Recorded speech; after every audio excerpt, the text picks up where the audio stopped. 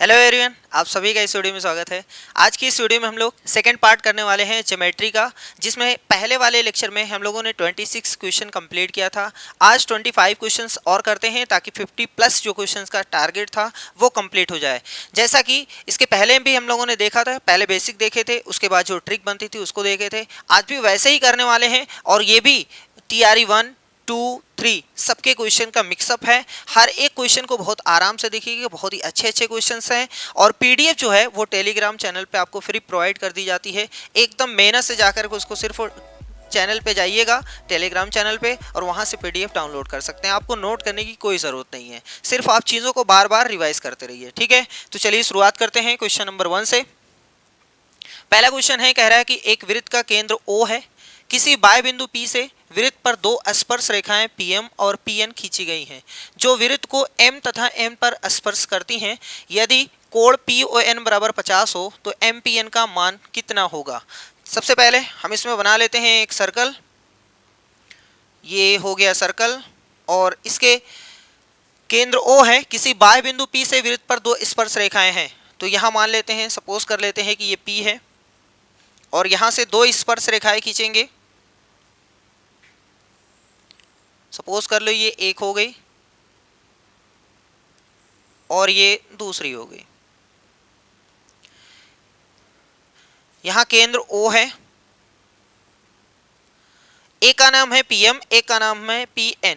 तो ये P है, यहाँ ये है, ये जो पॉइंट है वो M है और ये जो पॉइंट है N है। आप ऊपर भी N ले सकते हो, नीचे भी M ले सकते हो, कोई प्रॉब्लम नहीं है। ठीक है, अब आगे बोला है जो वृत्त को M तथा N पर स्पर्श करती है, यदि कोण PON बराबर 50 है। PON यानी इसको यहां से ज्वाइन करना है, तो ज्वाइन कर देते हैं इसको यहां से, फिर उसके बाद यहां से ज्वाइन करना है। PON यानी इस वाले कोण का मान दिया गया है 50 और हमसे पूछा है MPN का मान बता दो। MPN यानी ये कंप्लीट जो कोण बनता है उसका मान आपको बताना है। ठीक है, बहुत ही आसान है। सबसे पहले अगर ये 50 है तो ये 40 रहेगा। क्यों?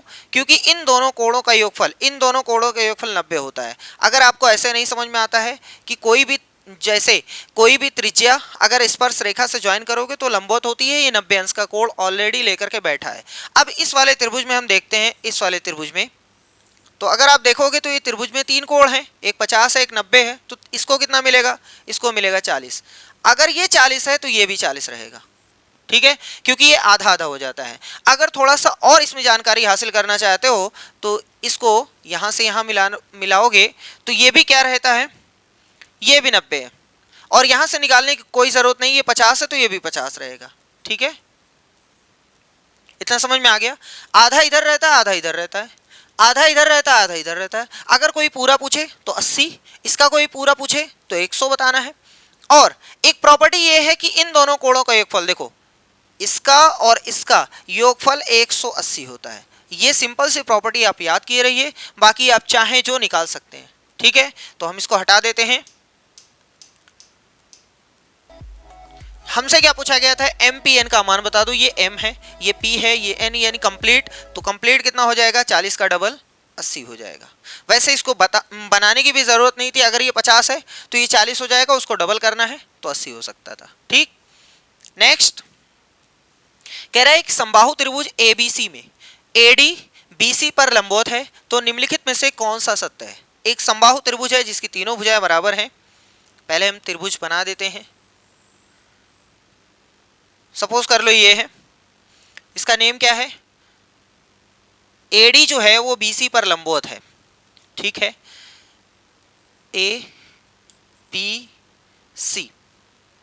बहुत इंपॉर्टेंट क्वेश्चन, बहुत अच्छा क्वेश्चन। इसका जो रिजल्ट है वो आप याद कर लीजिएगा। ठीक है, हम पहले ही आपको बताते हैं कि इसका रिजल्ट ये आने वाला है 3AB² बराबर में 4AD²। लेकिन उससे भी कहीं इंपॉर्टेंट है कि आप इस तरीके को सीखो, क्योंकि इसमें आगे पीछे कुछ भी लिखा जा सकता है। ठीक है, तो उस तरीके को सीखो कि कैसे ये करना है। देखो ये समबाहु त्रिभुज है, इसका मतलब ये हुआ कि जितना AB है उतना ही BC है, उतना CA है। ये समबाहु त्रिभुज है क्योंकि तीनों भुजा आपस में बराबर है। तो कहीं भी हम ए बी को हटा करके बी सी रख सकते हैं, बी सी को हटा करके ए सी रख सकते हैं, ए सी को हटा करके ए बी रख सकते हैं। ठीक, और कह रहा है कि ए डी जो है बी सी पर लंबवत है, यानी ए से एक रेखा खींची गई है जो बी सी पर लंबवत है, तो ये 90 अंश का कोण बनाएगी। ठीक है, मान लेते हैं 90 अंश का कोण है, यहां पर है डी। अगर ये 90 अंश का कोण है तो 100% ये समबाहु त्रिभुज की प्रॉपर्टी होती है कि 90 अंश का कोण बनेगा, और ये 90 अंश का कोण बनेगा उसके साथ में ये वाली भुजा इस वाली भुजा के बराबर रहेगी, यानी BD बराबर DC रहेगा, BD बराबर DC रहेगा। खैर, अब क्वेश्चन में आते हैं। देखो, ये 90 अंश का त्रिभुज है, ये भी 90 अंश का त्रिभुज है। आप चाहे इसका यूज कर लो चाहे इसका यूज कर लो, आंसर दोनों से आएगा। अगर हम इसका यूज करते हैं त्रिभुज ABD में, तो ये 90 है, 90 के सामने कर्ण होता है, तो पाइथागोरस चचा का फार्मूला अगर लगाओगे तो कर्ण का वर्ग यानी AB का वर्ग बराबर होगा AD का वर्ग प्लस BD का वर्ग,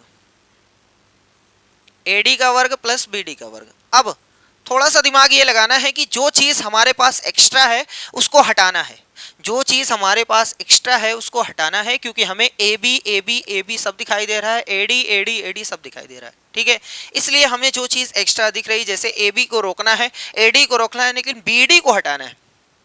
ठीक है, और ये BD जो है दिखाई दे रहा है, ये जो BD है वो CB की आधी है, BC की आधी BD है ना। अरे भैया, आधा आधा है ना, देखो BD बराबर है DC, इसका मतलब BC का आधा BD है। तो क्या हम ऐसा लिख सकते हैं, जहां ये BD है वहां हम लिख सकते हैं कि आधा BC, सही है, हटा सकते हैं, कोई दिक्कत तो नहीं है। अब देखो, लेकिन सर जी अगर BD हटाएंगे और हाफ BC यहां रखेंगे तब भी तो दिक्कत हो गई, तब ये तो BC आ गया, इसलिए इस BC को भी इकट्ठा हटा दो, क्योंकि BC हमें रोकना नहीं है। तो हम ऐसा करते हैं, देखो हम इस BC को रिप्लेस करते हैं 1/2 रोक करके, इस BC को हटा करके, क्योंकि BC बराबर है AB, AB लाना है तो हमने AB लिख लिया। कोई प्रॉब्लम यहां तक नहीं ना। इसका मतलब BD को हम डायरेक्ट हटाएंगे तो हाफ AB लिखेंगे, हाफ AB लिखेंगे। वो चीज यहां पे देखो, AB का स्क्वायर बराबर में AD का स्क्वायर प्लस में हाफ AB का स्क्वायर, ये होल स्क्वायर है ना। अब सबको सॉल्व करते हैं तो AB का वर्ग AD का वर्ग, एक का वर्ग एक ही होता है, दो का वर्ग 4 होता है, और AB का वर्ग AB का वर्ग होता है। सही है, ये नीचे 4 है, इस 4 को हटाने का 2 तरीका है। आप चाहो तो 4 से सब में गुणा कर दो, या फिर आप चाहो तो LCM ले लो, जैसी आपकी मर्जी वैसे आप कर सकते हैं। अगर 4 से गुणा करते हैं तो ये 4AB स्क्वायर हो गया, इसमें भी 4 से गुणा करना है तो 4AD स्क्वायर हो गया, इसमें भी 4 से गुणा करना है तो अगर 1/4 में आप 4 से गुणा करते हो तो ये तो शहीद हो जाता है, इसका मतलब सिर्फ एक बचता है, और उसी के लिए तो हमने ये पूरा काम किया है कि 4 से गुणा कर दें ताकि ये हट जाए। तो अब हमारे पास AB स्क्वायर आ गया, ये भी AB स्क्वायर है, ये भी स्क्वायर है, तो इस AB स्क्वायर को इधर उठा के ले आते हैं। इसका मतलब 4AB square minus 1AB square बराबर में है 4AD स्क्वायर। यहाँ नहीं लिखते हैं, नहीं दिक्कत हो जाएगी, यहाँ लिखते हैं। तो 4AB स्क्वायर माइनस में AB स्क्वायर बराबर में 4AD स्क्वायर। सही है ये चीज। यहां से 4AB स्क्वायर में से 1AB स्क्वायर माइनस हो गया, तो आपके पास 3AB स्क्वायर बचा है बराबर में 4AD स्क्वायर बचा है। यही चीज आपको लाना था, देखो आ गया 3AB स्क्वायर बराबर में 4AD स्क्वायर। तो इस रिजल्ट को आप याद कर लो। यहां पर AB की जगह पर AC भी हो सकता है, क्योंकि AB और AC बराबर है। इस AB को हटा करके BC भी लिख सकते हैं, वो भी बराबर है। ठीक है, तो कुछ भी हो सकता है, लेकिन तरीका आपको आना चाहिए। चलिए नेक्स्ट क्वेश्चन की ओर बढ़ते हैं। कह रहा है कि यदि किसी चतुर्भुज में दो सम्मुख कोणों की माप 72 और 108 हो तो चतुर्भुज निम्नांकित में से किस प्रकार का होता है। पहला कह रहा है समांतर चतुर्भुज। समांतर चतुर्भुज में सम्मुख कोण बराबर होते हैं, बराबर होते हैं। यहां तो सम्मुख कोण 72 और 108 है, बराबर नहीं है। इसका मतलब 100% ये समांतर चतुर्भुज तो नहीं होगा। समचतुर्भुज, समचतुर्भुज के भी सम्मुख कोण बराबर होते हैं, ये बराबर नहीं है, इसका मतलब ये भी नहीं होगा। ठीक है, लेकिन हमने आपको प्रॉपर्टी बताया है कि एक ऐसा चतुर्भुज जिसके चारों शीर्ष किसी वृत्त पर अगर लाई करते हैं, किसी वृत्त पर किसी वृत्त को टच करते हैं, तो ऐसे चतुर्भुज को हम लोग क्या बोलते हैं, चक्री चतुर्भुज साइक्लिक क्वाड्रिलेटरल बोलते हैं। उसकी प्रॉपर्टी ये होती है कि सम्मुख कोणों का योगफल 180 होता है। तो देख लो, अगर इन दोनों को आप जोड़ोगे तो 108 में 72 जोड़ोगे तो 180 आ गया। इसका मतलब ये किसकी प्रॉपर्टी है? चक्री चतुर्भुज साइक्लिक क्वाड्रिलेटरल की प्रॉपर्टी है। तो ये सी वाला आंसर सही हो जाएगा। ठीक है, पल्ले पड़ रहा है। चलो नेक्स्ट कह रहा है दो समरूप त्रिभुजों के क्षेत्रफल का क्रमशः 81 वर्ग सेंटीमीटर तथा 49 वर्ग सेंटीमीटर है। उनकी संगत ऊंचाइयों का अनुपात। दो तरीका होता है। एक, अगर दो त्रिभुज समरूप हैं तो कभी कभी ऐसा होता है कि इनकी ऊंचाइयों का या लंबाइयों का या जो भी रहती है कोई भुजा का अनुपात दिया रहता है। अगर भुजा का अनुपात 3:4 है तो आपसे क्या क्या पूछ सकता है? तो ये पूछेगा कि क्षेत्रफल बता दीजिए। तो क्षेत्रफल में आपको क्या करना है? इन दोनों का वर्ग, 3 का वर्ग 9 हो जाएगा, 4 का वर्ग 16 हो जाएगा। ये आंसर हो गया। और कभी कभी परिमाप भी पूछता है, तो परिमाप जो उनकी भुजाओं का अनुपात है वही अनुपात परिमाप में होगा, लेकिन क्षेत्रफल में इतना होता है। ठीक है, यहाँ तक समझ में आ गया। लेकिन अगर यही उल्टा पूछ लिया जाए कि क्षेत्रफल देकर के भुजाओं का अनुपात पूछा जाए तो हमें यहाँ से यहाँ जाने के लिए वर्गमूल निकालना पड़ता है। तो सिंपल है, 81 का वर्गमूल 9 होता है, 49 का 7 होता है। इसका मतलब पहले 9 आना चाहिए, बाद में 7। तो 9:7 यानी ये वाला सही हो गया। इतना सिंपल है। ठीक है, याद करके जाइएगा। अगर भुजाओं का अनुपात दिया है, क्षेत्रफल पूछे तो वर्ग करना है। क्षेत्रफल दिया है, अनुपात पूछे भुजाओं का तो आपको वर्गमूल निकालना है। परिमाप अगर पूछे तो डायरेक्ट जो भुजाओं का है वही परिमाप का होता है। नेक्स्ट, एक नियमित बहुभुज जिसके प्रत्येक बाह्य कोण की माप 45 हो की भुजाओं की संख्या कितनी है? एक नियमित बहुभुज है। नियमित बहुभुज का मतलब होता है कि 2 से ज़्यादा भुजा होनी चाहिए और साथ में सभी भुजाएं बराबर होनी चाहिए। जैसे समबाहु त्रिभुज, जैसे वर्ग, उसके बाद समपंचभुज, समषट्भुज। ठीक है, ये है। कह रहे हैं कि नियमित बहुभुज है जिसकी भुजाएं हमें नहीं पता है, लेकिन जिसके बाह्य कोण की माप, सबसे इंपॉर्टेंट होता है बाह्य कोण की माप। अगर बाह्य कोण की माप पता है तो बहुत ही आसानी से क्वेश्चन सॉल्व हो जाएगा। देखो, बाह्य कोण अगर आपके पास दिया है तो ये ऐसे ही करिएगा जैसे हम करते हैं। बाह्य कोण का मान है 45, तो भुजाओं की संख्या, अगर वो कभी आंतरिक कोण देता है ना तब भी हम बाहरी कोण यानी बहिष्कोण निकाल लेंगे। ठीक है, भुजाओं की संख्या बराबर होता है 360 में, हमेशा 360 में भाग देंगे बहिष्कोण से। बहिष्कोण कितना है? 45। बस काम खत्म। देखो 9 से काट दें, 9 × 5 = 45, 9 × 4 = 36, 5 × 5 = 5 × 8 = 40। आंसर हो गया बी वाला। ये है तरीका। कभी भी अगर बहिष्कोण दिया है, भुजाओं की संख्या पूछे तो 360 में उस बहिष्कोण से भाग दे दीजिएगा, उत्तर आ जाएगा। कभी अगर ऐसा हुआ कि सर जी आंतरिक कोण दिया है, तब अगर आंतरिक कोण दिया है तो हमें एक फार्मूला याद कर लेना है कि आंतरिक कोण प्लस बहिष्कोण यानी बाह्य कोण, ये दोनों कोणों का योगफल जो होता है वो 180 अंश होता है। यहां से हम लोग, अगर वो हमें देता है आंतरिक कोण तो हम 180 में से उसको घटा करके सबसे पहले बहिष्कोण निकाल लेंगे, उसके बाद भाग दे देंगे, आंसर आ जाएगा। यही याद करना है कि भुजाओं की संख्या बहिष्कोण से भाग देंगे 360 में, हमेशा आंसर आ जाएगा। ठीक है, चलो अब आगे बढ़ते हैं। नेक्स्ट क्वेश्चन, क्वेश्चन नंबर 6 कह रहा है त्रिभुज ABC में कोण B 90 है, BD परपेंडिकुलर है AC पर। ठीक है, और यदि AC बराबर 9 है तो इतना इतना है तो BD बराबर होगा। ठीक है, एक हमारे पास त्रिभुज है जिसमें B 90 है, इसका मतलब हमें समकोण त्रिभुज बनाना पड़ेगा। चलो ये हमारा समकोण त्रिभुज हो गया। ये तो B फिक्स है क्योंकि ये 90 बोला है। यहां पर आप लिख सकते हो A और C या A और C ऐसे लिख सकते हो। B 90 है, कह रहा है कि BD ये परपेंडिकुलर है यानी 90 अंश का कोण बनाती है AC पर, यानी इस भुजा पर B से लेकर D तक एक रेखा खींचनी पड़ेगी जो लंबवत होनी चाहिए। तो चलो 90 अंश का कोण बना देते हैं भाई, बन गया। 90 अंश का कोण होना चाहिए, ये है D। अब देखो पहले यहां समझ लेते हैं। यहां पर आपको दिखाई दे रहा है 3 त्रिभुज है, आपको दिखाई दे रहा है 3 त्रिभुज है और तीनों एक दूसरे के समरूप हैं, एक दूसरे के समरूप हैं। ठीक है, हम नेम लिख देते हैं, हम आपको बता देते हैं, वैसे नेम लिखेंगे तो थोड़ा सा मेहनत लगेगी क्योंकि मैच कराना पड़ता है, जो हमारे काम का है उसको हम लिखेंगे, ठीक है। देखो भैया, बड़ा वाला जो त्रिभुज है ना, यानी त्रिभुज एबीसी जो है, इस छोटे वाले त्रिभुज के समरूप है, और वही बड़ा वाला इस छोटे वाले त्रिभुज के भी समरूप है, और ये दोनों त्रिभुज आपस में भी समरूप हैं, मतलब ये छोटा वाला और ये छोटा वाला आपस में समरूप है, ठीक है। अब एक चीज हम आपको बताते हैं, वैसे इसका डायरेक्ट फार्मूला होता है, फार्मूला हम यहाँ लिख देते हैं, वैसे डायरेक्ट आंसर आ सकता है, लेकिन हम आपको समझाना चाहते हैं ताकि अगर कभी आप भूल जाए तो ऐसे निकाल लें, ठीक है।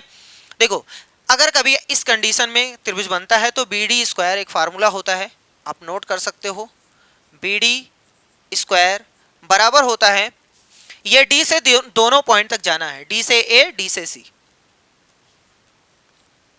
डी से ए गुणे में डी से सी, बस यही होता है फार्मूला।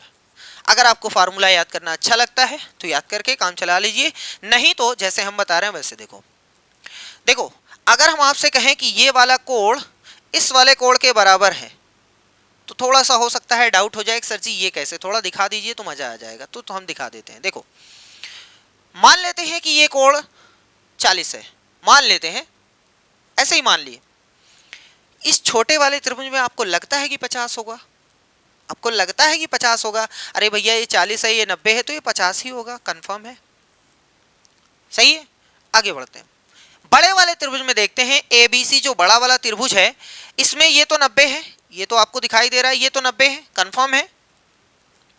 अगर ये 90 है, ये 40 है, तो इसको कितना मिलेगा, 50 ही मिलेगा, 50-50 बराबर हुआ, सही है ना, समझ में आ गया। फिर से हम आपको दिखाते हैं, नहीं तो कोई कहेगा सर जी ये कैसे हो गया, ये तो नई चीज सीख लिए। हमने मान लिया, अपनी तरफ से मान लिया कि ये 40 अंश है, अपनी तरफ से हमने मान लिया, बस खाली आपको शो कराने के लिए, 40 20 30 50 कुछ भी लिख सकते हो, हमने 40 मान लिया। तो ये जो छोटा सा ट्राइंगल है बी सी डी जिसका नाम है, इसमें एक 90 है एक 40 है, तो इसको कितना मिलेगा, 50, ये तो कंफर्म है, ठीक।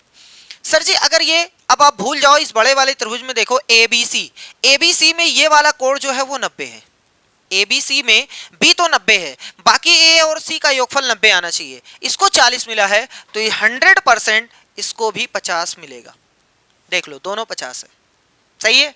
और अगर हम आपको एक चीज बताएं कि सर जी ये वाला जो कोण है ना, ये वाला जो कोण है, ये वाला वो इस कोण के बराबर होगा, तो आप डाउट अब नहीं रखेंगे कि सर जी हाँ बराबर हो सकता है। अगर हम डायरेक्ट आपको दिखा दें कि छोटा सा ट्रायंगल एबीडी दिखाई दे रहा है, जिसमें एक 90 है एक 50 है, तो इसको 40 होना ही पड़ेगा, सही है। तो ये दोनों त्रिभुज जो है वो समरूप त्रिभुज है, और कैसे लिखते हैं, पहले अगर हम लिखना चाहें तो ऐसे लिख सकते हैं कि सर जी इस वाले को पहले लिखो या इस वाले को पहले लिखो, कोई भी प्रॉब्लम नहीं। अगर हम इसको पहले लिखते हैं तो इसका कोण बी जो है कोण ए के बराबर है, इसका कोण सी जो है वो कोण बी के बराबर है, इसका कोण डी जो है वो इधर वाले कोण डी के बराबर है। अब आप इसका नेम बहुत आराम से लिख सकते हो, कैसे सर जी, बहुत ही सिंपल है, बी सी डी त्रिभुज बी सी डी समरूप है त्रिभुज ए बी डी के, और अगर दो त्रिभुज समरूप होते हैं तो उनकी भुजाओं का अनुपात समान होता है। अब भुजाओं का अनुपात कैसे लिखते हैं, दो को उठा करके पहला दूसरा बटे में इसका पहला दूसरा, दूसरा तीसरा बटे में इसका दूसरा तीसरा, पहला तीसरा बटे में इसका पहला तीसरा। यहां पर जब दो बराबर आ जाता है तो हमें या तो इन दोनों से लेना है, या तो इन दोनों से सॉल्व करना है, या तो इन दोनों से सॉल्व करना है। तो ये चीज अगर उठा लिया जाए, बाय द वे अगर ये चीज उठाओगे तो C D upon B D बराबर है B D upon A D, B D upon A D, और इस बी डी का बी डी में अगर गुणा करोगे तो बी डी का स्क्वायर हो गया, बराबर में सी डी ए डी है ना, सी डी गुणे ए डी।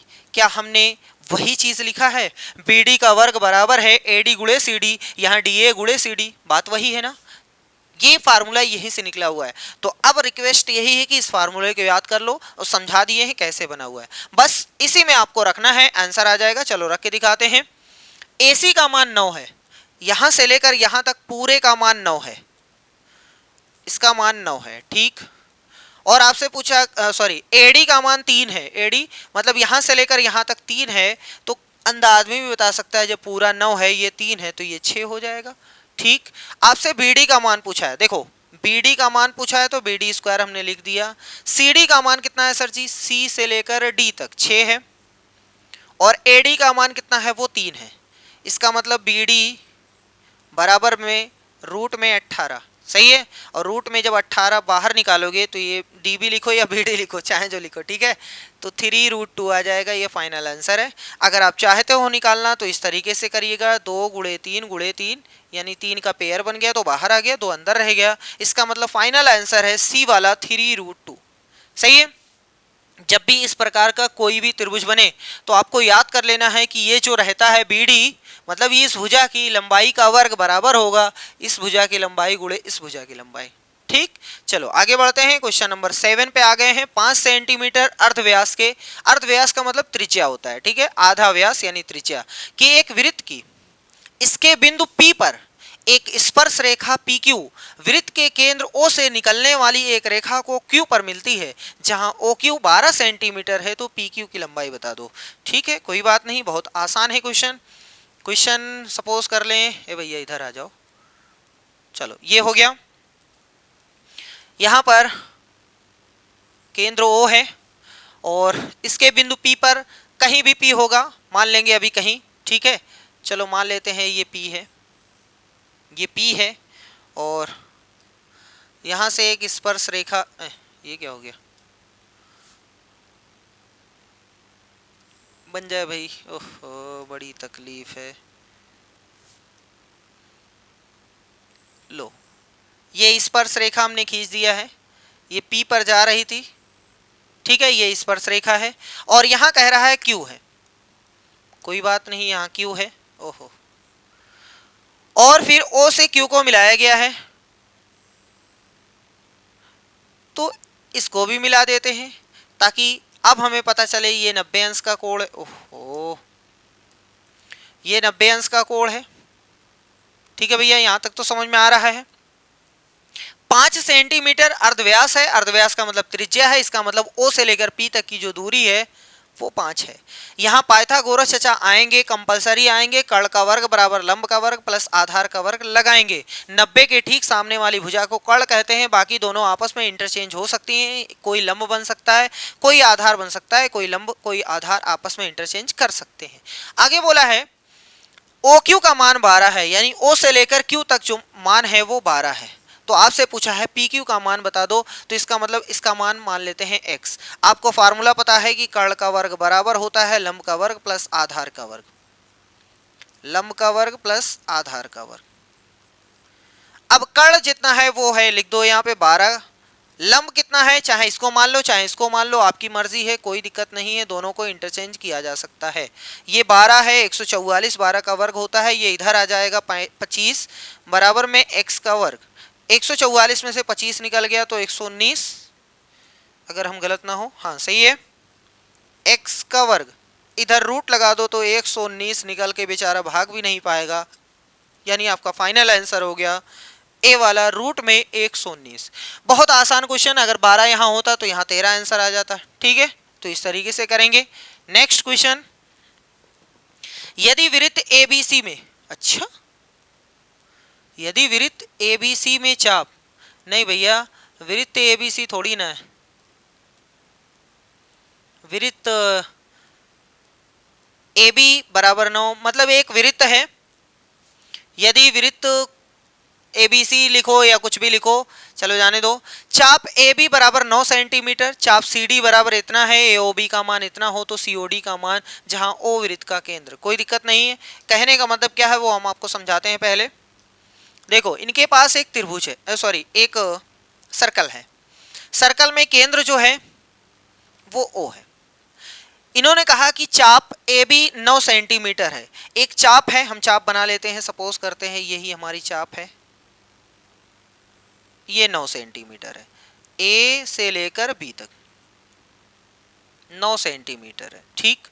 और कह रहा है चाप CD जो है वो 4.5 मतलब इसकी आधी है, चलो यहां बना लेते हैं, इसकी आधी भैया, इसकी आधी है, इसका नाम है CD, इसकी लंबाई है 4.5। हमने आपको थ्योरी वाली क्लास में बताया था कि अगर दो चाप आपस में बराबर हैं तो वो जो केंद्र पर कोण आंतरित करेंगे वो कोण भी आपस में बराबर होगा। इसका मतलब आपको उल्टा ये भी समझना है कि अगर कोण बराबर है तो चाप बराबर रहेगी। सही है, ये सारी चीजें आपको बताई गई हैं। लेकिन थोड़ा सा अगर अंदर आप ये भी सोच सकते थे कि सर जी जब दोनों बराबर हैं तो कोण बराबर होता है, इसका मतलब अगर एक छोटा एक बड़ा रहेगा तो ये छोटा वाला छोटा कोण बनाएगा, बड़ा वाला बड़ा कोण बनाएगा। सही है ना? तो वही चीज यहां पर भी है कि अगर हम यहां से देखें तो ये कुछ कोण बनाएगा, ये जो चाप है ये कुछ कोण बनाएगी, और ये जो है उसका आधा, थोड़ा सा इरेज करते हैं नहीं तो हमें ज्यादा दिख रहा है, थोड़ा सा इरेज कर दें। चलो सही है भैया, इतनी बड़ी होनी चाहिए। चलो थोड़ा सा और बढ़ा देते हैं, लो भैया, ताकि लफड़ा ना बीच में करें। चलो अब यहां से इसको मिलाते हैं, ये भी मिल गया। जाहिर सी बात है जिसका फैलाव बड़ा रहेगा वो कोण ज्यादा बनाएगा, मतलब ये वाला कोण ज्यादा रहेगा, ये वाला कोण कम रहेगा। ये इन दोनों पे डिपेंड करता है कि कितना कितना। अब थोड़ा ध्यान से देखो, ये वाला जो कोण है वो 80 है, ये वाला जो कोण है वो 80 अंश है। ध्यान से देखो, 9 है तो 80 बनाती है, 9 का ये आधा हो गई है, ये 9 सेंटीमीटर का आधा 4.5 सेंटीमीटर। इसका मतलब अगर ये कोण 80 बना रही तो ये उसका आधा कोण बनाएगी, क्योंकि लंबाई में भी आधी है ना, तो कोण भी आधा बनाएगी। तो अगर ये 80 बना रही है तो ये 40 बनाएगी, यानी फाइनल आंसर ए वाला हो गया। अगर 9 है ये 18 होती तो इसका मतलब 160 बनाती, 80 का डबल बनाती। जो रेशियो इसमें रहेगा वही रेशियो कोण में रहेगा। ठीक, चलो अब आगे बढ़ते हैं। यदि PA और PB केंद्र O वाले वृत्त की दो स्पर्श रेखाएं हैं, जैसा कि AOB बराबर 110 है तो APB बराबर है। कोई दिक्कत नहीं, बहुत आसान एकदम हलवा प्रश्न आ गया है, इसकी धज्जियां उड़ाई जाती हैं। यहाँ P है, P से A P से B दो रेखाएं स्पर्श रेखाएं हमें खींचनी है। लो भैया, एक हो गई तैयार ये A वाली, और एक हो गई तैयार ये B वाली। चलो यहाँ जो स्पर्श बिंदु है ये A है, यहाँ जो स्पर्श बिंदु है वो B है। हमेशा रेखाएं, स्पर्श रेखाओं की लंबाई है यहाँ से लेकर यहाँ तक मेजर की जाती है। ये फालतू चाहे जितना आप एक्स्ट्रा करो उसकी लंबाई मेजर नहीं की जाती है। ठीक है, यहाँ गलती से हम केंद्र बनाना भूल गए तो यहाँ O लिख देते हैं। और कोण जो है AOB बराबर 110 है, AOB यानी इसको मिलाना पड़ेगा, तो मिला देते हैं। कौन सा इसमें बड़ी मेहनत का काम है। तो अब देखो, ये वाला जो कोण है वो 110 है। हमने पहले वाले क्वेश्चन में आपको बताया कि इन दोनों कोणों का योगफल 180 होता है। अगर ये 110 है तो इसको कितना मिलेगा, 70। सही है, इन दोनों कोणों का योगफल 180 होता है, क्योंकि ये 90-90 होता है। और ये जो ABOA है ना, ये चतुर्भुज है, और चतुर्भुज के चारों कोणों का योगफल 360 ही होता है। 360 में 90 लेके चला गया तो 180 तो बचेगा, इसीलिए इन दोनों का योगफल 180 होता है। तो कह रहा है APB बराबर है, APB बराबर है कितना आ गया भैया, 70। काम खत्म। अगर वो ऐसा पूछता कि सर जी ये बता दीजिए कि ये कितना कोण रहेगा, तो ये 35 रहेगा, ये वाला कितना रहेगा, 35 रहेगा, ये कितना रहेगा, 55 रहेगा, ये कितना रहेगा, 55 रहेगा। ठीक है, तो ये जितने भी क्वेश्चन अराइज हो सकते थे वो हम यहाँ पर बता दिए आपको। नेक्स्ट क्वेश्चन, क्वेश्चन नंबर 10 पे आ गए हैं। अच्छा क्वेश्चन है, आराम से पढ़िए, आंसर दीजिए। कह रहा है निम्नलिखित में से कौन सा कथन आवश्यक रूप से, मतलब जरूरी रूप से सत्य नहीं है। कौन सा सत्य नहीं है ये आपको बताना है। ठीक है, चलो पहला देखते हैं। यदि किसी चतुर्भुज के विकर्ण एक दूसरे को समद्विभाजित करें तो वो समांतर चतुर्भुज होगा। नहीं, सिर्फ समांतर चतुर्भुज के ही विकर्ण एक दूसरे को समद्विभाजित नहीं करते हैं भैया, आयत के भी करते हैं, वर्ग के भी करते हैं, और समचतुर्भुज के भी करते हैं। तो इसका मतलब ये जो है वो सत्य नहीं है, वो जो है ये सत्य नहीं है। ठीक है, ये सत्य नहीं है, मतलब ये वाला आपका सही हो गया। ओह, काट रहे हैं, ये वाला फिलहाल के लिए सही है। तो कह रहा है समांतर चतुर्भुज होगा, गलत बोल रहा है, तो वो कह रहा है कौन सा सही है। नहीं, ये बताओ। यदि किसी चतुर्भुज के विकर्ण बराबर हो तो वो आयत होगा। ऐसा भी नहीं है, क्योंकि अगर किसी चतुर्भुज के विकर्ण बराबर हों, चलो यहाँ से रेस करते हैं, नहीं तो कुछ लोगों को डाउट हो जाता है कि सर जी कैसे 3 3 4 पे लगाते हैं। यदि किसी चतुर्भुज के विकर्ण बराबर हो तो वो आयत होगा। नहीं भैया, वो वर्ग भी होता है, वो वर्ग भी हो सकता है, क्योंकि उसके भी विकर्ण बराबर होते हैं। इसका मतलब ये भी गलत है, ये भी सही माना जाएगा, क्योंकि वो सही नहीं है, वही तो पूछ रहा है। मतलब ये 2 की वजह से हटाओ, पढ़ने की कोई जरूरत नहीं है, पढ़ने की कोई जरूरत नहीं, पढ़ लीजिएगा मेहनत से, यही सही होगा। Next question number 11। यदि पी ए और पी बी केंद्र ओ वाले वृत्त पर इस प्रकार स्पर्श रेखाएं हैं कि कोण ए पी बी का मान जो है वो 50 हो, तो ओ ए बी का मान बता दो। से मोही जो इसके पहले अभी बताए हैं, सपोज करते हैं यहाँ पी है, यहाँ से रेखाएं, 2 रेखाएं रहेंगी स्पर्श रेखाएं, एक रेखा ये हो गई, एक रेखा ये हो गई। यहाँ पर हमने नेम लिख लिया ए, और यहाँ पे नेम लिख लिया बी, और यहाँ सेंटर चचा, इसको यहाँ से ज्वाइन कर दें और इसको यहाँ से ज्वाइन कर दें। अब देखो कह रहा है ए पी बी का मान 50 है, ए पी बी यानी इसका मान जो है वो 50 है। तो क्या आपको ये बताना पड़ेगा ये कितना होगा? तुरंत आप बताएंगे सर जी 130। सही है। तो कह रहा है ओ ए बी का मान बताओ, ओ ए बी, सॉरी कहाँ है, ओ ए बी, ये वाला कोण बता दो। बहुत अच्छी बात है, ये पहली बार दिमाग की बात किया है। चलो इसको बताते हैं। कौन सा कोण पूछा है? ये वाला कोण आपसे पूछा है, ये वाला कोण। तो थोड़ा सा हम इस त्रिभुज को बाहर निकालते हैं। त्रिभुज कुछ इस प्रकार का है, त्रिभुज कुछ इस प्रकार का है। इसको और बढ़ा देते हैं ताकि अच्छी तरीके से क्लियर हो जाए। इस प्रकार का है, ये O है, ये A है, ये B है, और भैया जी ये 130 है।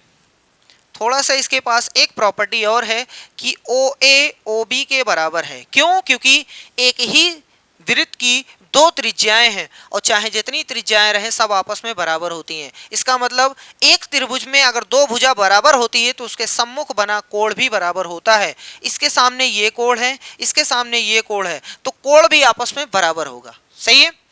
130 रुपया ये लेके चला गया, हमारे पास टोटल 180 रुपये थे। अरे किसी त्रिभुज में कोणों का योगफल कितना होता है? 180, यानी 180 में से 130 चला गया, बचा कितना? 50। उस 50 में से बराबर बराबर बांटना है, तो 25 रुपया इसको मिलेगा और 25 रुपया इसको मिलेगा। ठीक है। अब चाहे ये पूछे चाहे ये पूछे, दोनों का मान 25 है। आपसे ऑप्शन सी वाला पूछ लिया गया है कि बताओ सी वाला सही है कि इन सब में कोई सही है। ठीक है, समझ में आ गया। अगला क्वेश्चन है, यदि 2 त्रिभुजों डी ई एफ और पी क्यू आर में डी इतना है, पी इतना है। देखो 2 त्रिभुज हमारे पास है, डी ई एफ, और दूसरा त्रिभुज है पी क्यू आर। अभी हम कुछ नहीं कह सकते कि समरूप है कि नहीं है। आगे इसने कहा है कि डी बराबर क्यू है, यानी कोण डी बराबर है कोण क्यू। इसका डी इसके क्यू के बराबर है। आर कोण जो है वो कोण ई के बराबर है। देखो डी और आर, सॉरी, अच्छा इसको पलट दें क्योंकि आर इसका है, ई इसका है, तो इसको इरेज करके उल्टा लिख लें। कोण आर कोण ई के बराबर है। ये हमने इसलिए लिखा है ताकि ये दोनों कोण इस त्रिभुज के रहें, ये दोनों कोण इस त्रिभुज के रहें। क्लियर है। 2 कोण इसके आपस में बराबर हैं, तो 101% तीसरा वाला भी कोण बराबर होगा। सही है। अब प्रूव कर लीजिएगा, कोई भी 2 त्रिभुज बना दीजिएगा, उसमें 50 50 60 60 लिख लीजिएगा, तो जो तीसरा बचेगा वो भी बराबर 70 70 हो जाएगा। मतलब कुछ भी ले लीजिएगा, अगर 2 कोण बराबर है तो तीसरा भी हर हाल में बराबर रहेगा। यहाँ पर तीसरा कौन है? एफ। यहाँ तीसरा कौन है? क्यू आर हो गया है पी।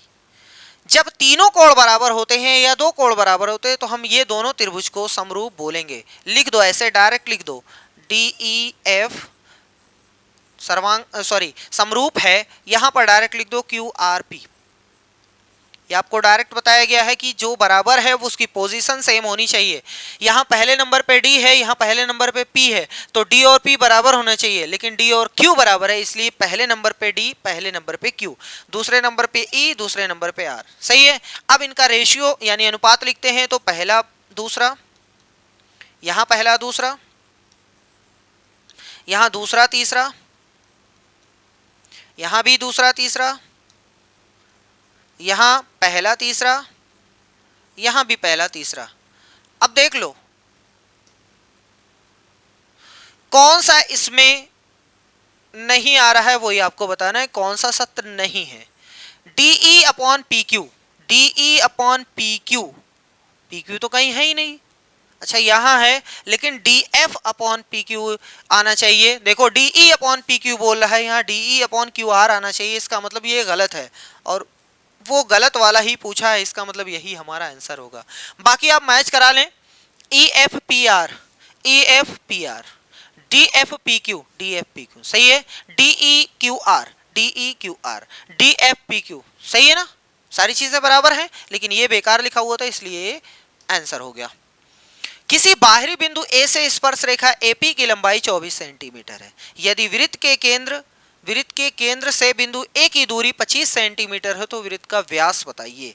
अच्छा है, ओह ये हमारा सर्कल हो गया। सर्कल नहीं सर, आज हो गया है ना, कल तो बहुत दूर की बातें होती हैं। यहां किसी बाहरी बिंदु A से, चलो यहां A हो गया। स्पर्श रेखा खींच देते हैं भाई। लो सर जी स्पर्श रेखा हो गई। कह रहा है स्पर्श रेखा AP की लंबाई 24 सेंटीमीटर है, तो यहां कहीं P लिखते हैं, यहां P है और इसकी माप जो है वो 24 सेंटीमीटर है। आपको ये भी पता है कि अगर इसको ज्वाइन करते हैं तो ये रेडियस चचा जी बनते हैं, लेकिन ये वाला कोण दुनिया को पता है कि ये 90 अंश का होता है। और अगर इसको मिलाते हैं तो इसकी भी कुछ लंबाई आपको चाहिए। देखो वृत्त के केंद्र से बिंदु A की दूरी 25 सेंटीमीटर है, केंद्र से A की दूरी 25 सेंटीमीटर है। तो आपसे ये नहीं पूछा गया बल्कि व्यास पूछा गया है। अगर R पता चल जाए तो इस R में 2 से गुणा करेंगे जो कि व्यास का फार्मूला होता है, यानी त्रिज्या का डबल कर देंगे व्यास हो जाएगा। तो पहले त्रिज्या तो पता चले, पाइथागोरस चचा का फार्मूला लगाओ, यानी कर्ण का वर्ग जो कि 25 का वर्ग हो जाएगा, बराबर में इसको x लिख लो, ठीक है। 24 का वर्ग प्लस x का वर्ग, ये 25 का 625 होता है और 24 का 576 होता है, ठीक, बराबर में x का वर्ग होता है। यहाँ से माइनस करोगे तो 49 आ जाएगा, बराबर में x स्क्वायर, यहाँ से इधर भेजोगे तो 49 का रूट आएगा, यानी x का मान 7 आ गया भैया। कितना आ गया? 7। x का मान 7 आया है, यानी रेडियस आई है 7, तो इसमें रख दो 2 गुणे 7, यानी उत्तर में आ गया 1414। 7 उत्तर ना लगाइएगा 14। आपसे क्या पूछा है? वृत्त का व्यास बताओ, ठीक। चलिए नेक्स्ट क्वेश्चन, क्वेश्चन नंबर 14। त्रिभुज ABC इस प्रकार है कि AB बराबर 3 है, BC बराबर 2 है, CA बराबर इतना है, ठीक है। यदि त्रिभुज इतना इतना दोनों जो है वो समरूप त्रिभुज है, ठीक है। पहले हम लिख लेते हैं त्रिभुज ABC is similar to triangle DEF, ठीक है भैया, कोई बात नहीं है। हाँ चलो एक त्रिभुज हम बना लेते हैं, डायरेक्ट दोनों तरीके से आपको बताते हैं। इसका नेम ABC, इसका नेम DEF। दोनों त्रिभुज अगर समरूप हैं इसका मतलब सभी संगत जो कोण है बराबर हैं, संगत भुजाओं का अनुपात बराबर है। संगत कोण बराबर है इसका मतलब ये वाला कोण इस वाले कोण के धय्यन नयन है, ये वाला कोण इस वाले कोण के धय्यन नयन है, ये वाला कोण इस वाले कोण के धय्यन नयन है। आगे कह रहा है कि AB बराबर 3 है, ये 3 है, तो ये 3 है, तो अभी आगे देखते हैं। BC का मान 2 है, इसका मान 2 है, CA का मान 2.5 है, ठीक है। आगे बोला है EF का मान 4 है, ठीक है। देखो ये संगत भुजा है, ये संगत भुजा है, देख लो यहां से BC दूसरा तीसरा और दूसरा तीसरा, ये संगत भुजा है। संगत भुजा में क्या रेशियो पता चल रहा है? दिखाई दे रहा है सर जी, यहाँ 2 है तो यहाँ 4, मतलब डबल हो गया, 2 का डबल हो गया, 4 हो गया। इसका मतलब ये हुआ कि सर जी 3 का डबल यहाँ 6 हो जाएगा और 2.5 का डबल 5 हो जाएगा। बोलो सही है, यहाँ तक समझ में आया? अब इसका परिमाप पूछा गया है सर जी, इसका परिमाप हम डायरेक्ट निकाल सकते हैं। 6 5 11 4 15, 6 प्लस में 5 प्लस में 4 बराबर में 15। आपका फाइनल आंसर आ गया 15। ये पहला तरीका है। सर जी दूसरा तरीका, अगर ये 6-5 ना लिखा होता तो बहुत ही आसान है। आपको बताए हैं कि जो रेशियो उनकी भुजा में होता है वही रेशियो, वही अनुपात उनके परिमाप में होता है। तो इसका परिमाप किसका? त्रिभुज एबीसी का, बटे में परिमाप किसका सर जी? डीईएफ का। क्या अनुपात रहेगा? जो इनकी भुजाओं का अनुपात है, 2:4। सही है, इसको शहीद कर दो। अब क्या किसी का अनुपात पता है? हाँ सर जी पता है। परिमाप एबीसी का, सॉरी, किसी का परिमाप आपको पता है? हाँ, त्रिभुज एबीसी का परिमाप हम निकाल सकते हैं। 3 2 5 5 2 7.5, यानी ऊपर आ जाएगा 7.5। परिमाप का मतलब होता है सभी भुजाओं का योगफल। अब हमें निकालना है परिमाप किसका? त्रिभुज डीईएफ का। बराबर में लिखा हुआ है 1/2। सर जी इसका गुणा 1 में होगा, इसका गुणा इतने में होगा। इसका मतलब परिमाप आ रहा है धीरे धीरे कदमों से right arm over the wicket, बराबर में 2 गुणे 7.5। इसका मतलब 7.5 का डबल होता है 15। आप डायरेक्ट ऐसे भी कर सकते हो, चाहे आप ऐसे कर दो चाहे आप ऐसे कर दो, आंसर 15 ही आने वाला है। नेक्स्ट क्वेश्चन है, यदि त्रिभुज एबीसी तथा डीईएफ समरूप त्रिभुज हैं, अभी जो पिछला वाला क्वेश्चन था, तो डी का मान कितना होगा? चलो हम ऐसे A B C D E F ये दोनों त्रिभुज बना दिए हैं। ए का मान 30 है तो कंफर्म है ये भी 30 रहेगा, इसमें पूछना ही नहीं है। सी का मान 50 है तो ये भी 50 ही रहेगा, उसमें पूछना ही नहीं है। आगे बोला है ए बी का मान 5 है, ए बी का मान 5 है, ठीक। और बोला है AC का मान 8 है, ठीक है, ये भी कोई दिक्कत नहीं है। DF का मान 7.5 है, DF 7.5 है। तो DE का मान बता दो, यानी इसका मान पूछा है, कोई प्रॉब्लम नहीं है। सर जी आप पूरा लिख करके करेंगे तो कुछ इस तरीके से आएगा, AB का अनुपात DE का अनुपात। अगर आप पूरा लिखेंगे तो ऐसे ही बनेगा, ठीक है। उसके बाद AC का अनुपात और DF का अनुपात।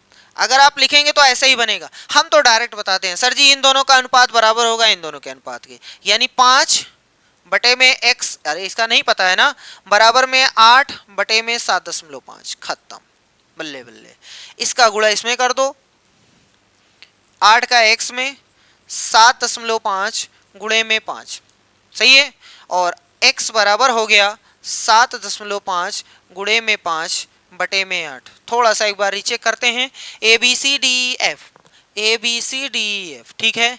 कोड ए का मान 30 है, उससे कोई फर्क नहीं पड़ता है। सी का मान 50, उससे भी कोई फर्क नहीं पड़ता है। ए बी का मान 5 है, ए सी का मान 8 है, डी एफ का मान 7.5 है, वो भी लिख दिया गया डी एफ।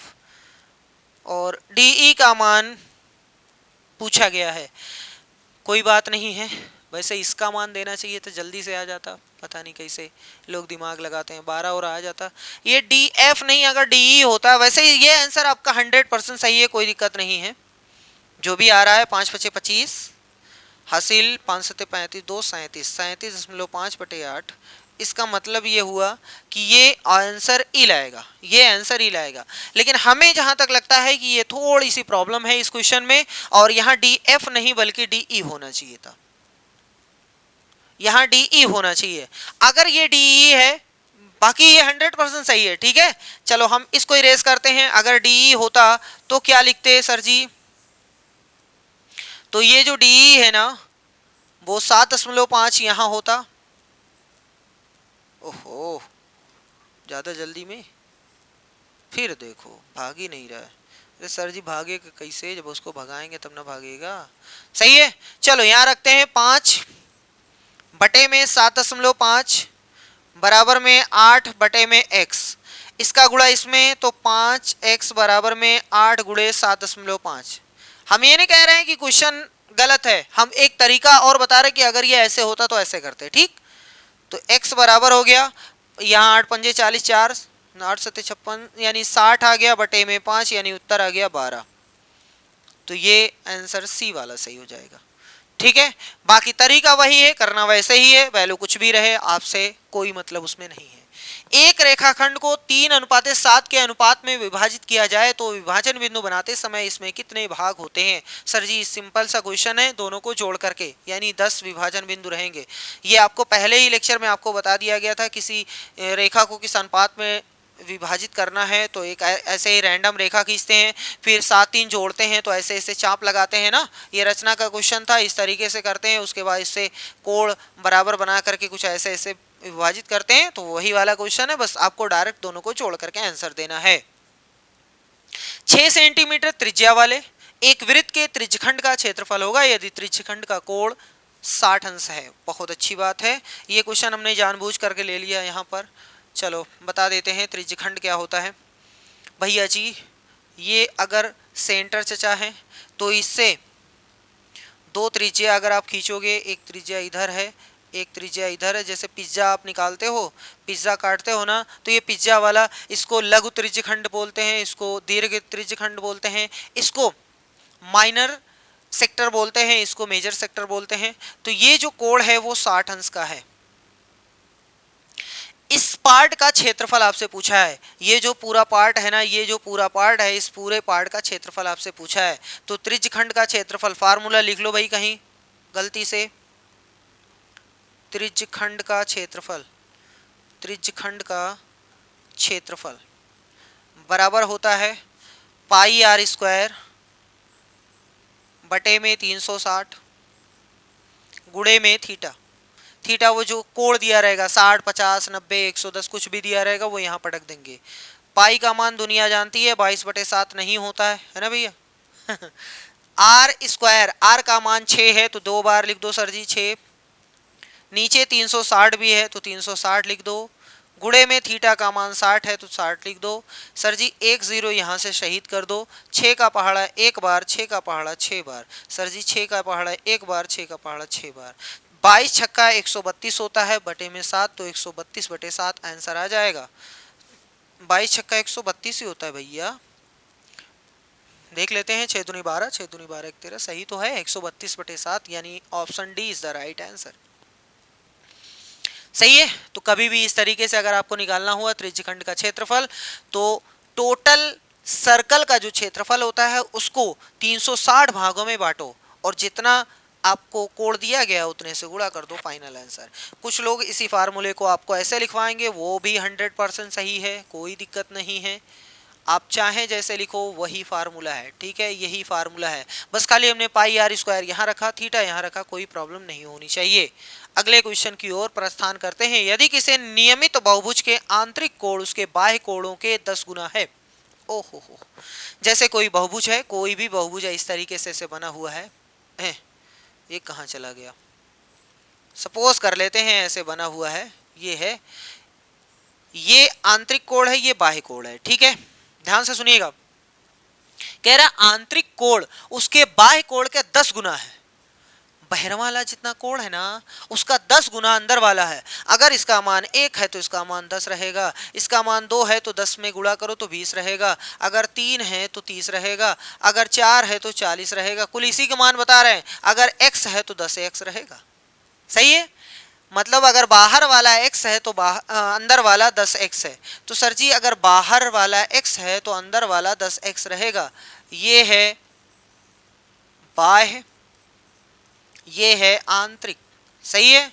और आप सभी को अभी पिछले वाले क्वेश्चंस में बताए हैं कि इन दोनों का योगफल बाह्य प्लस आंतरिक का योगफल होता है 180, तो सर जी x प्लस में 10x बराबर में 180, घबराइएगा नहीं, कोई दिक्कत नहीं है, 11x बराबर 180, तो x बराबर 180 बटे में 11, ये x का मान है यानी बाहर वाले कोण का मान है। अगर बाहर वाला कोण पता चल जाए तो हमें भुजाओं की संख्या निकालने से कोई नहीं रोक सकता। सर जी भुजाओं की संख्या बराबर होती है, भुजाओं की संख्या बराबर होती है 360 अंश में बाहरी वाले कोण से भाग देना है। बाहरी वाले कोण है 180 बटे में 11, जो एकदम नीचे होता है उसका दिन पलट जाता है, एकदम ऊपर चला जाता है, यानी 11 एकदम ऊपर चला जाएगा तो 360 गुणे में 11 और बटे में 180 बेचारा रह जाएगा। 0 से 0 शहीद हो गया। 18 एकम 18, 18 दूना 36, इसका मतलब 2 गुणे में 11 बचा है, तो आंसर में पता नहीं कितना बचा है, सी वाला ठोक के चले आइएगा। ठीक, समझ में आ गया। तो कभी भी अंदर बाहर में फंसाए तो दोनों को जोड़ करके 180 कर दीजिए, बाहर वाला निकालिए, बाहर वाले से 360 में भाग दीजिए, भुजाओं की संख्या पता चल जाती है। अगला क्वेश्चन है क्वेश्चन नंबर 19। यदि दो संकेंद्रित वृत्तों की त्रिज्याएं 4 और 5 सेंटीमीटर हैं।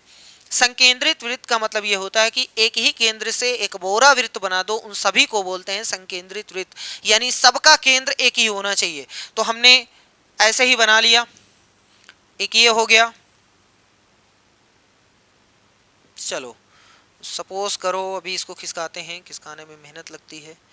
ए भैया तो बड़का वाला टच हो गया, बड़ी तकलीफ है, हमने तो छोटे वाले को टच किया था।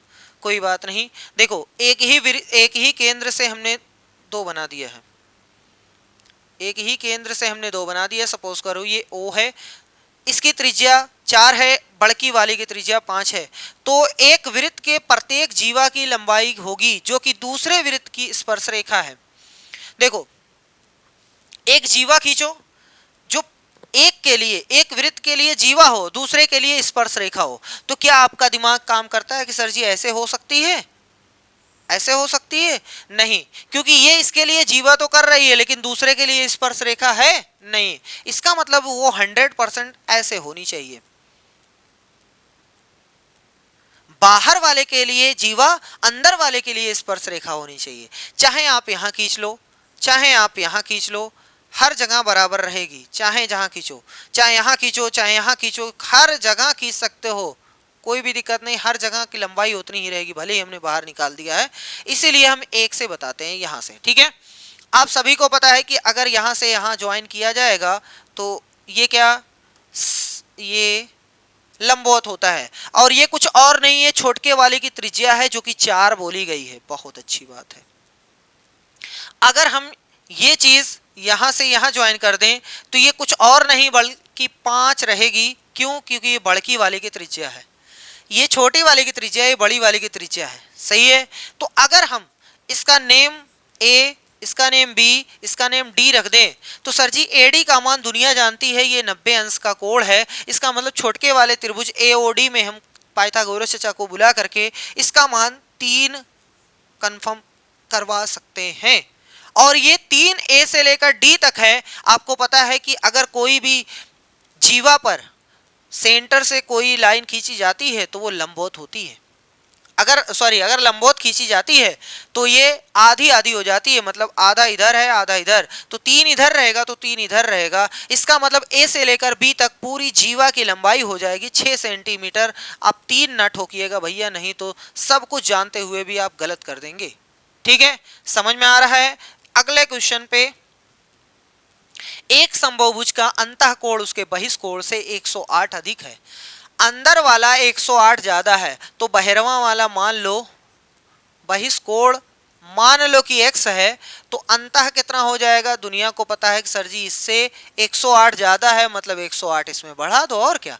और ये भी पता है कि बहिष्कोण प्लस में अंतः कोण यानी आंतरिक कोण का योगफल 180 होता है। तो ये x है और ये वाला x प्लस 108 है, बराबर में है 180। तो यहाँ से ये चचा दोनों मिल गए तो 2x बराबर में 180, ये उधर चला गया तो 108 माइनस में, तो 2x बराबर 72 आ गया, जहाँ से x का मान आ गया 36। काटोगे तो 36। ये बहिष्कोण है, बाहर का कोण है। बल्ले बल्ले। अगर भुजाओं की संख्या पूछता है, क्या पूछा है? भुजाएं कितनी हैं? तो भैया जी भुजाओं की संख्या आपको तुरंत फार्मूला लगाना है कि टोटल 360 में जितना बहिष्कोण है उससे भाग देना है। बहिष्कोण का मान 36 है तो 36 से कम 36, 36 दाम में, इसका मतलब फाइनल आंसर हो गया सी वाला जो कि 10 है। भुजाओं की संख्या कितनी रहेगी? 10। ठीक, अगला क्वेश्चन, क्वेश्चन नंबर 21। थोड़ा सा ज्योमेट्री का क्वेश्चन हमने ले लिया है, तब भी हजम करो, कोई दिक्कत नहीं है। कह रहा है कि एक कोण और उसके संपूरक कोण का योग कोसाइन कितना होगा। आप सभी को पता है कि संपूरक का मतलब होता है दो ऐसे कोण जिनका योगफल 180 हो जाए।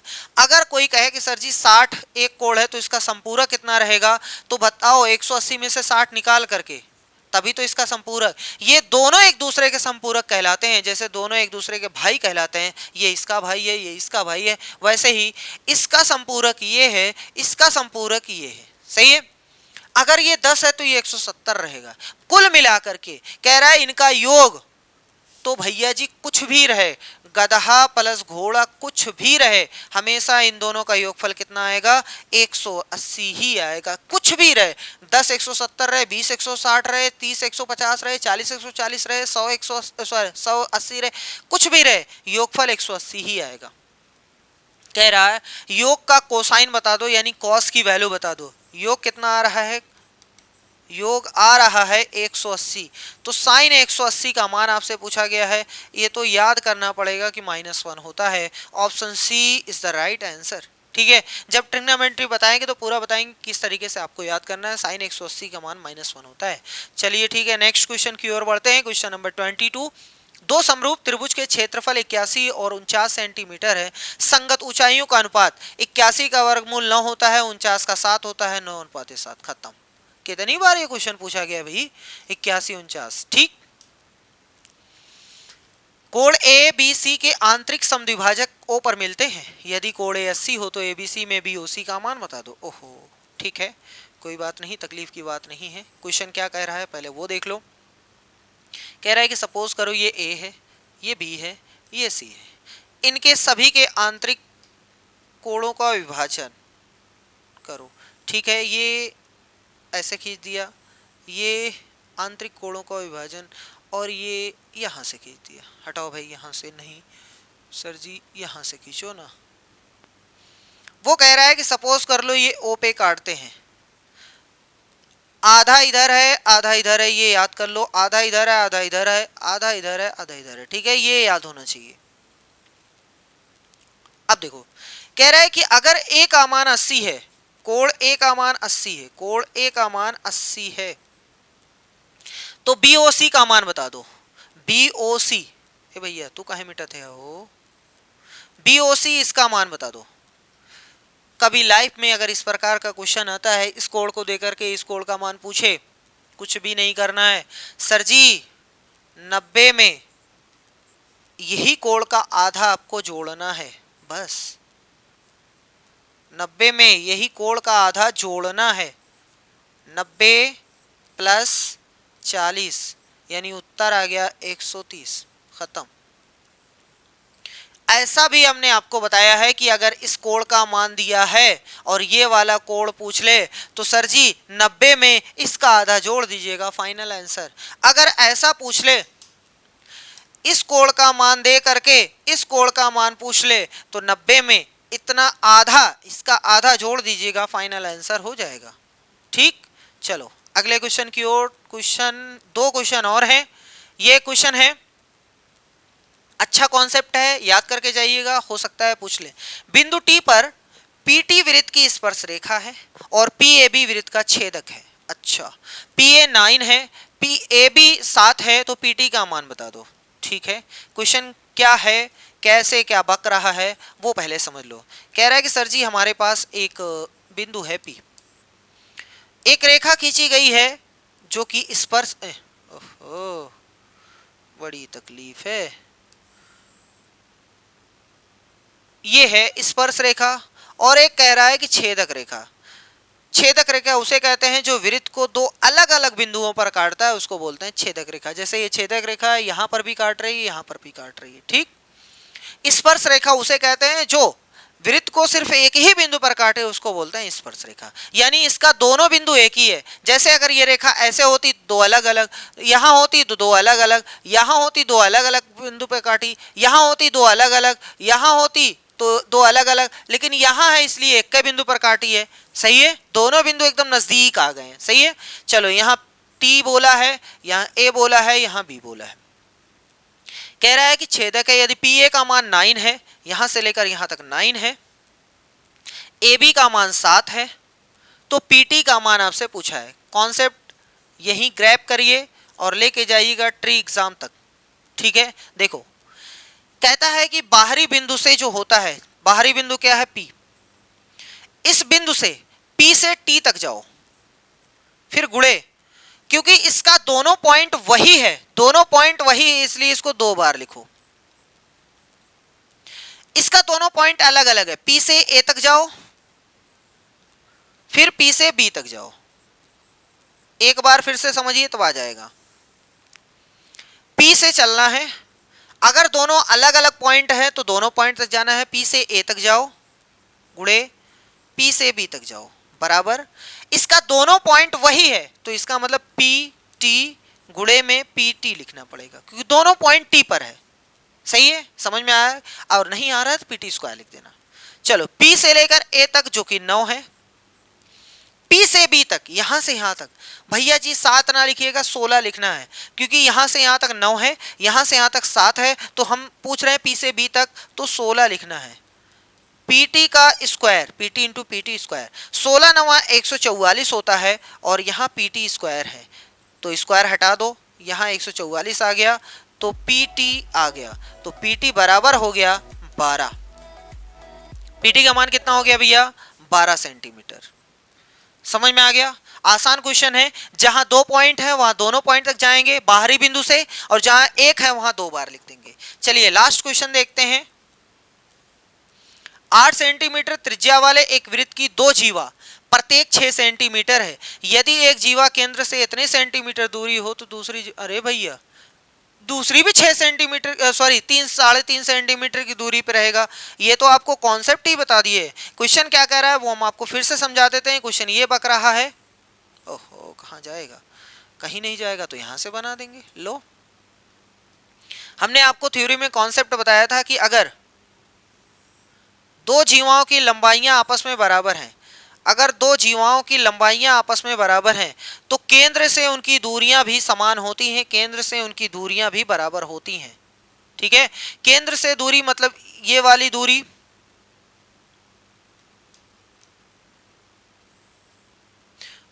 ये वाली दूरी, अगर ये दोनों बराबर है, सपोज कर लो AB और CD दोनों आपस में बराबर हैं, जिनकी लंबाइयां देखो 8 सेंटीमीटर त्रिज्या है, वो हमसे मतलब नहीं है, 6 सेंटीमीटर है इसकी लंबाई, ये पूरी 6 है, ये भी 6 है, तो भैया जी कंफर्म है यहां से लेकर ये जो डिस्टेंस है ना, इस डिस्टेंस के बराबर आएगी। अगर ये 3.5 है, यहां पर कुछ लिख देते हैं ताकि अच्छी तरीके से आपको समझ में आए। चलो ये मान लो ये P है, ये Q है, ये O है, ये पूरी 6 सेंटीमीटर है, ये पूरी जो है वो 6 है, ये पूरी वो भी 6 है, और ये कह रहा है कि 3.5 है, तो भैया दूसरी भी 3.5 ही सेंटीमीटर की दूरी पे रहेगा। ठीक है, ये हमने डायरेक्ट बता दिया।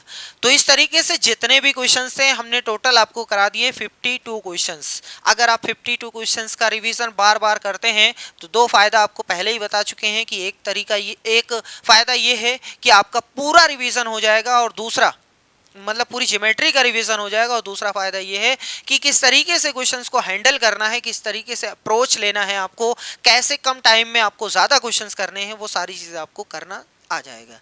ठीक है, तो इस तरीके से हो गया ज्योमेट्री का पूरा सफाया। तो आज के लिए बस इतना ही, मिलते हैं नेक्स्ट वीडियो में एक और वीडियो, नई वीडियो के साथ। तब तक के लिए धन्यवाद।